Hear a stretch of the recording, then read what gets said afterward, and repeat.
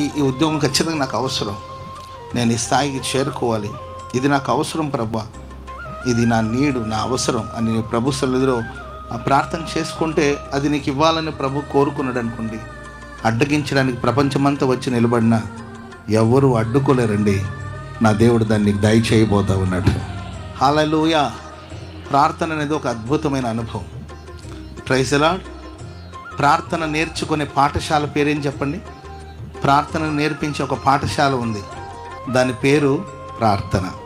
ఆమేన్ చెప్పండి గట్టిగా. ప్రార్థనను నేర్చుకునే పాఠశాల పేరు ప్రార్థన. ప్రార్థనలోనే ప్రార్థన మనం నేర్చుకుంటాం. ఆమేన్. ప్రార్థన అంటే ఏదో మనం ప్రేమగల తండ్రి నీకు స్తోత్రం అని ప్రార్థన చేయడమే కాకుండా ప్రార్థన చేసిన ప్రతిసారి పరలోకానికి వెళ్ళి మనం మరలా వస్తాం. ఆమేన్ చెప్పండి గట్టిగా. ఆ ప్రార్థన నేను పరలోకం దాకా తీసుకెళ్తుంది. ఆమేన్.